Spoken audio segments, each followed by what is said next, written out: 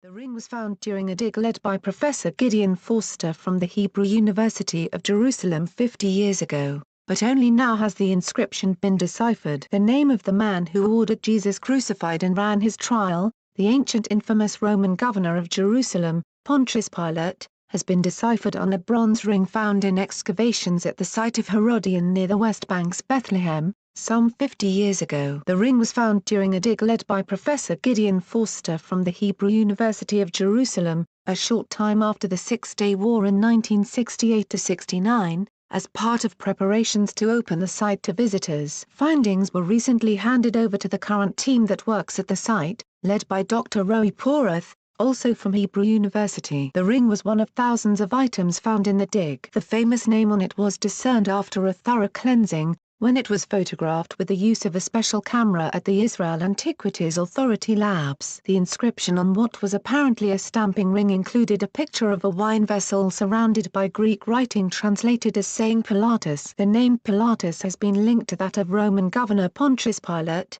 mentioned in the New Testament as Jesus' executioner. Pilate was the fifth of Roman leaders in Judah, and apparently the most important of them. He ruled in the years 26 to 36, and some say even from the year 19. The name was rare in the Israel of that era, says Professor Danny Schwartz. I don't know of any other Pilatus from the period, and the ring shows he was a person of stature and wealth, Schwartz said. A stamping ring of this type is also a hallmark to the status of the cavalry in Roman times, to which Pilate belonged. The ring is quite simple, therefore researchers believe it was used by the governor in day-to-day work, or belonged to one of his officials or someone in his court, who would use it to sign in his name. There had been one other find in Israeli archaeology with the name Pilatus on it, which is also attributed to the infamous Roman. In the 1960s, Professor Forster found a stone with the name inscribed on it as well. The Herodion fortress was built by King Herod, who also gave it its name. Following his death in the 1st century,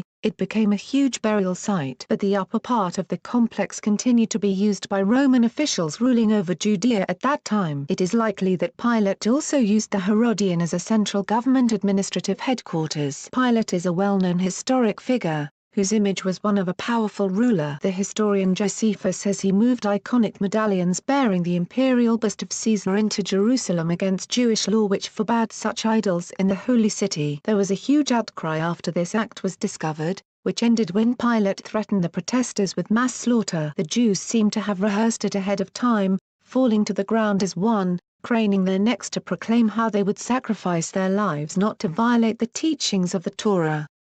Pilate responded by immediately ordering the statues taken out of Jerusalem, Josephus wrote. In another instance, Josephus tells of how Pilate used treasures from the Holy Temple to pay for renovations of the water system Herod had built in Jerusalem. Researchers point at stories in the New Testament about the Bethlehem region where Herodion later became the site of a large Christian village. You can see he had a natural link to the Herodion, Porath said. Even for Herod it was more than just a tomb site with a palace. It was also a significant site of government. You can see the unusual significance this site had. The research into the ring was led by Professor Shlomo Stark and Malko Hershkovitz, and an article about it appeared last week in the Israel Exploration Journal.